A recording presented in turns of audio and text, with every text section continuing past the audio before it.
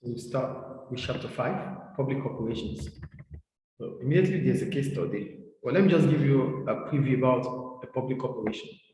When we talk about public corporation, we're talking about government-owned businesses, government-owned parastatals, government-owned enterprise. So let's look at the case study. Please read for me. Most countries around the world. No, the case study. Let's go down. Case study. The Uganda, yeah. Water and Sewage sewage services in Uganda, like many other countries in the world, are supplied by a government-owned organization. The Ugandan National Water and Sewage Corporation is owned 100% by the Ugandan government. That means it's owned by the government, okay? Yeah. Its mission is to sustainably and equitably provide cost-effective quality water and sewage services and to the delight of all stakeholders while conserving the environment. The organization is run by a board of directors, which is accountable to a government minister. NWSC has enjoyed a successful period in recent years. Its turnover is 2017 was 320 billion, okay? NWSC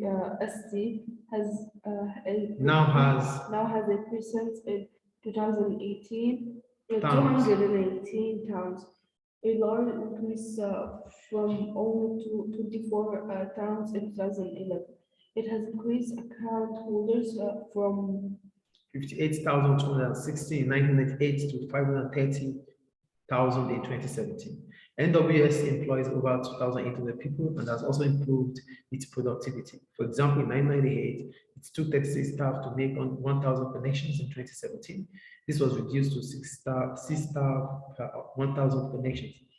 NWSC is committed to provide quality customer service. It aims to supply everyone with clean, safe water within 200 meters of all towns and urban centers. Coverage is currently 78%. It links up with clubs. On the NWSC website, it states that the customer is the reason we exist. We do everything to the delight of our customer. According to annual survey carried out by NWSC, 90% of its customers are satisfied with the service provided. Wow.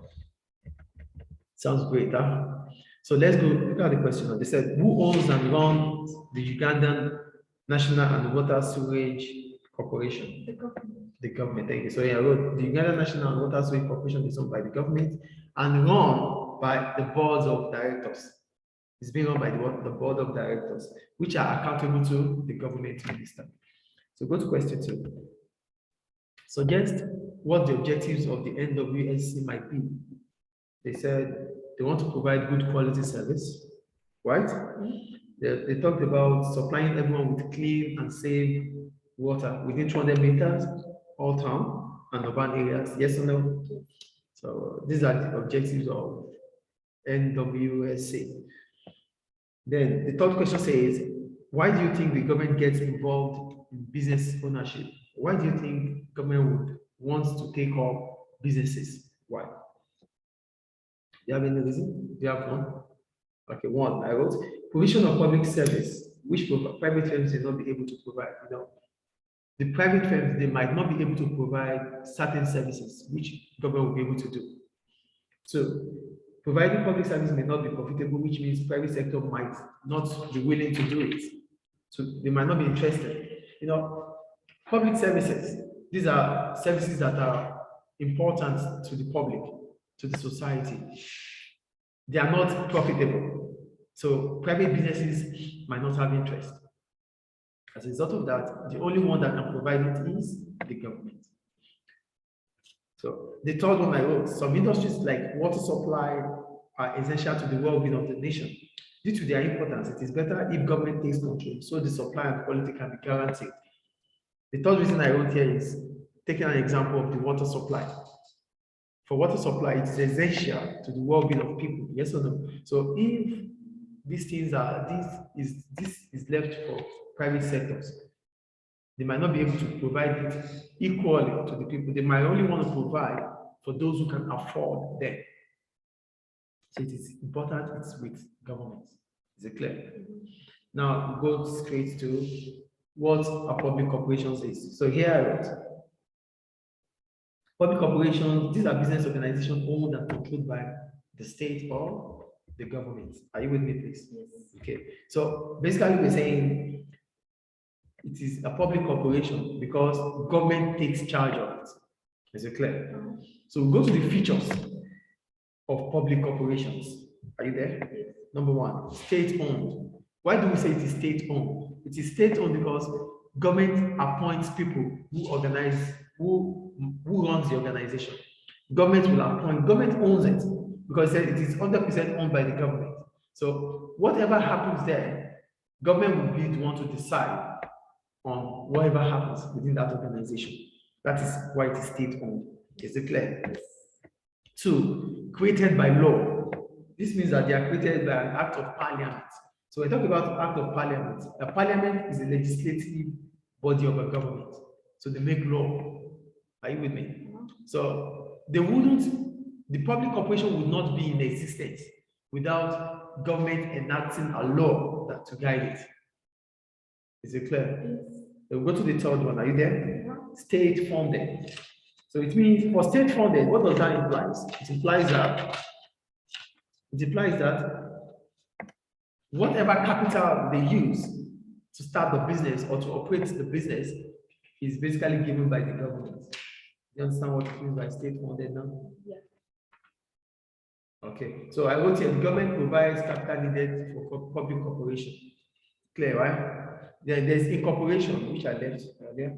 For incorporation, why do we say a public corporation is an incorporation? It is an incorporation because it has a separate legal identity. Do you understand what separate legal identity means? It means that the business is run separately from the owners. So it means it can be sued, or run contract or sign contract on its own name. Is it clear? The fifth one, provide public services. So here, when we talk about public services, I wrote, they don't aim to make profit, rather provide services to general public. They provide public service. So public operations are run to ensure that the society is well kept. So they don't think about profit maximization. They don't think about doing a business to make profit. So that's why they provide public service. Is it clear? So they provide services basically to help the society, for the well-being of the society. Public accountability. We're talking about public accountability. What is accountability? Being accountable, being able to provide whatever I do, I tell you how I do it. I show you how it's been done. So I spent 100, I spent 200, I spent 300. What do I spend them for? That means I'm being accountable. So whatever I do, I am being responsible to explain it to you. That is being accountable. Is it clear? Yeah. So yeah, I wrote, they have to produce annual reports which are submitted to the government in charge, like the minister. So they are accountable. So whatever happens, just for example, the Ministry of Education. Are you with me, please? The Ministry of Education, I want you to come. The Ministry of Education has the Minister for Education. So whatever happens with the Ministry of Education, they have to provide information to the Minister of, they have to give reports to the Minister of Education, because the Minister of Education is representing the president of this country in terms of education. Do you get it? So we have the Minister for Health, the Minister for Education, the Minister for Transportation. All these ministers are representing the government. So they are the head of each ministry. So whatever happens in that ministry, it has to be reported to the minister. Is it clear? That is being accountable. What's the difference between the ministry and the government? No, the ministry is an institution that works on certain area for the government. So we have different areas. We have different areas. Education, Ministry of Health. Yeah. So they are public enterprise that represent certain industry. So the industry, the market is there, but we cannot just put it under the government. So the government have representatives for each market, for each industry, which is what the industry or the ministry. Is it clear? So that's about accountability. Now we go to the reasons. Then there's activity you want to do, you get that done later now, not now. You will do the activity after now, okay? Okay. So we'll go down to the reasons for public ownership of business. Are you there? Yeah. So they said the amount of business activity taking place in the public sector has fallen in many countries in recent years. However, public corporations and other public sector organizations still provide a wide range of important services. What are some of the main reasons for public ownership? Number one, duplication. When you talk about wasteful duplication, you're talking about, are you with me, please? Wow. Avoid wasteful duplication. Page. Okay. Are you there? Yeah. Oh, great. So the first one is avoid wasteful duplication. When you talk about wasteful duplication, that means providing services or producing a product that all other people can produce, which leads to excess of it. Are you here, please? When you make a production and other businesses make the same production and it becomes excess, that's the waste. So here I get some industries might need huge investment before trading can begin. So it is ideal to have a natural monopoly for such, for like the rail transportation. Just imagine we have the public rail transportation, the private rail transportation. It becomes a waste because it's not a market that is so big. It's a market that needs huge investment and that might not have large customer base. So why would the government have its own private, its own public rail transportation system, and the private sector is also having it? So it is better it is with what? The government. If not, it becomes a duplicate, a waste of resources. Do you get it? Are you with me, please? Yeah. Another example is electricity. Just imagine electricity in Libya. It's controlled by the General Electric Company of Libya. Just for this little population. If the private sector has to be part of the businesses that generate electricity, then it becomes a waste because the government of Libya can alone take care of it. The population is less. So the government can take charge instead of allowing other private sector to come into the business. That it becomes a monopoly. Two. Monopoly and oligopoly. Yeah. So we go the second one, maintain control of strategic industries. When we talk about strategic industries, look at what I wrote here. This could be said about industries that are vital to the well-being of the people. Example, security and water supply. So businesses might exploit the nation. So what we're saying is, when we talk about strategic industries, are you here with me, please? When we talk about strategic industries or strategic businesses, we're talking about security, we're talking about security, we're talking about water supply. These industries, what could happen if government doesn't take charge of them? People, businesses, private businesses, other countries might exploit the country.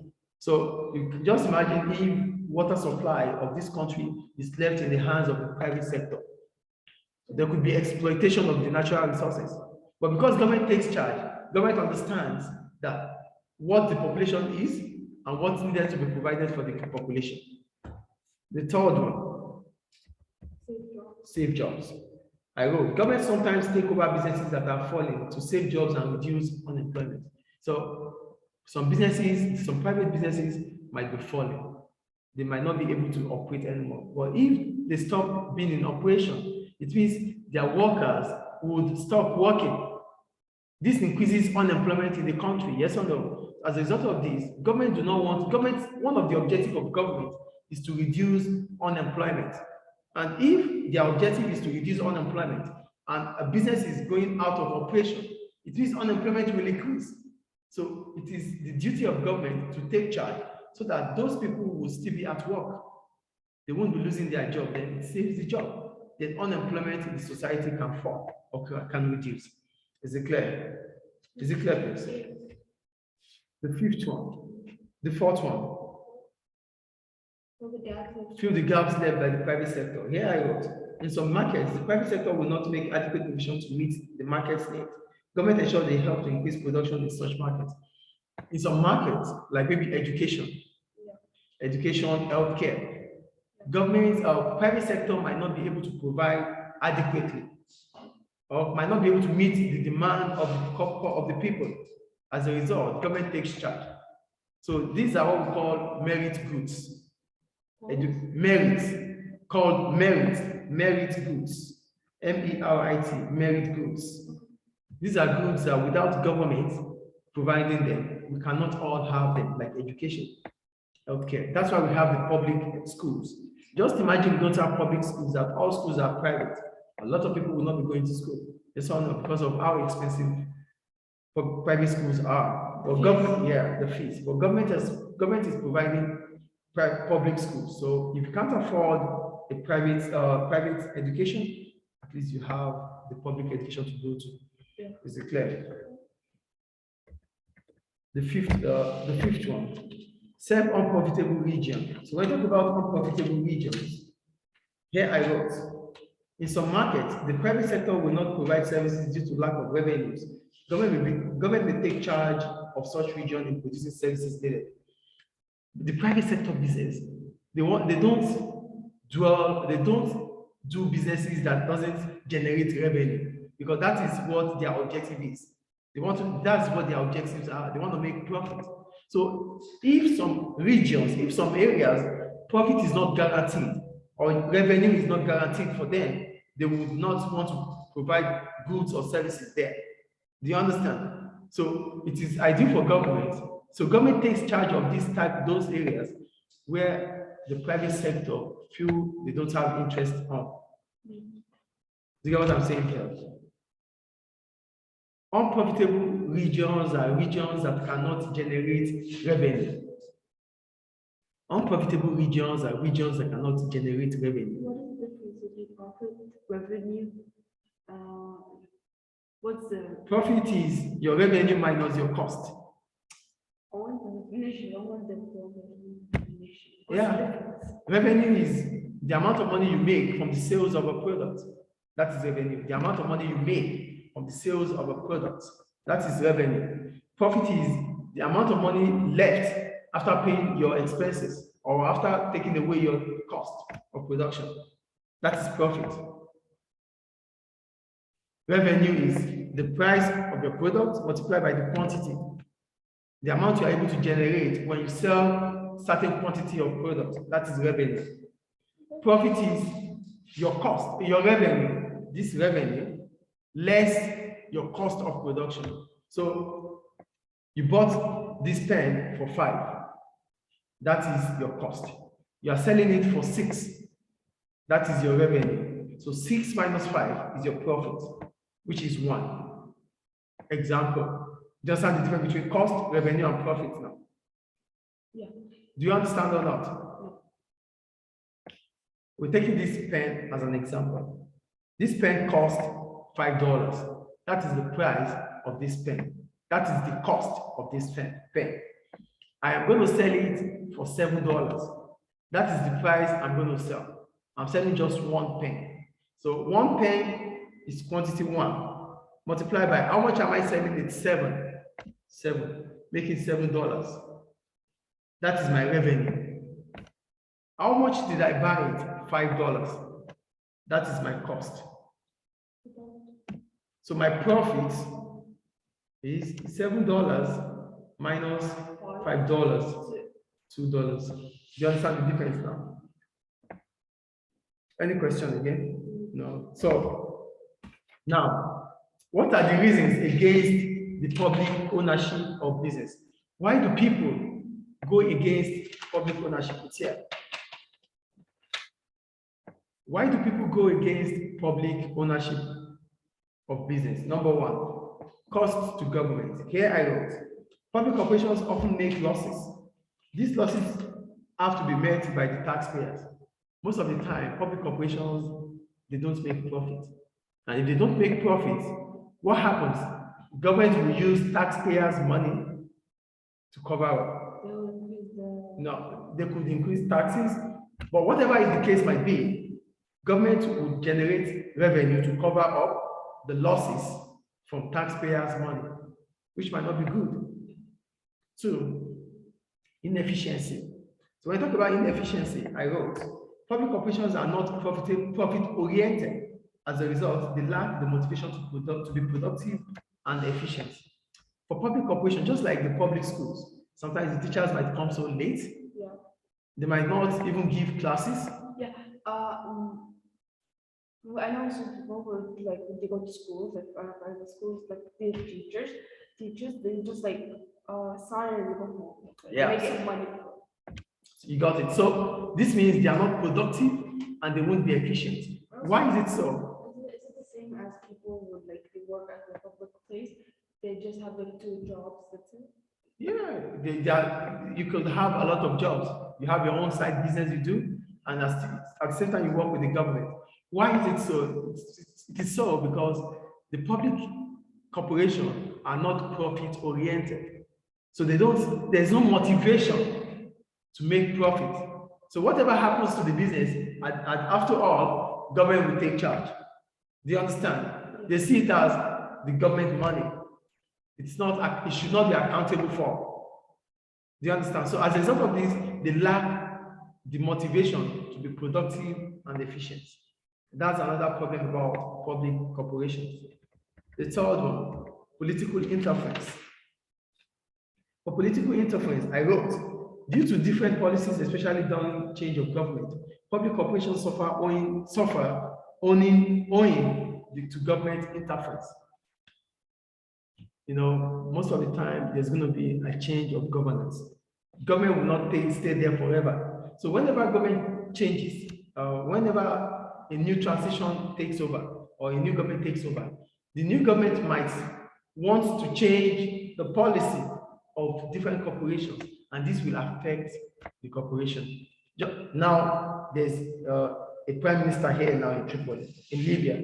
If he's going, if a new one comes, if another one comes, he might want to change the head of the ministries, he might want to change a lot of things to suit its own policies, and this would affect the business. Unlike if it's a private business, whatever happens to the government, it does not affect the structure of the business. Do you understand?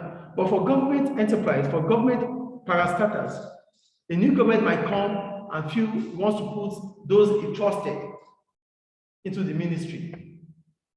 Even if they don't know the job, even if they don't have the expertise, you just want to put them there because they are his friends, they are his family, he trusts them.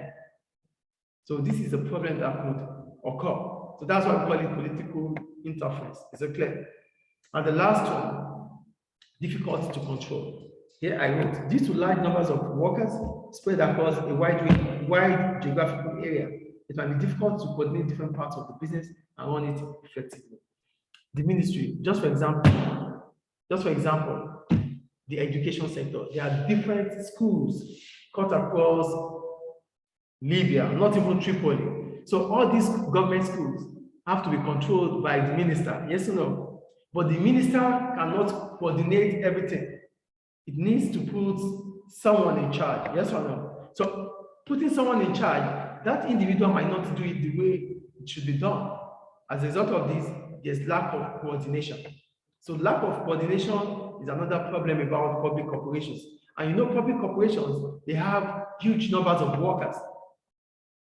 According to the Minister of, I think maybe the Minister for Finance, some few years back, he said most of the Libyan budget is dedicated to the ministry, the government workers. Do you understand? So that means government workers are so much that they take chunk of the budgets of the country. So there are a lot of workers that work with the government. So it becomes difficult to coordinate them. It becomes difficult to control them. You might be able to do some region, and some region you might not be able to do them because you are going to have representatives there. So if these representatives are not doing well, it affects the corporation. Is it clear? Any question about that? So you have to do the activity 1 and 2. I'll stop for business for today. We're done. For business.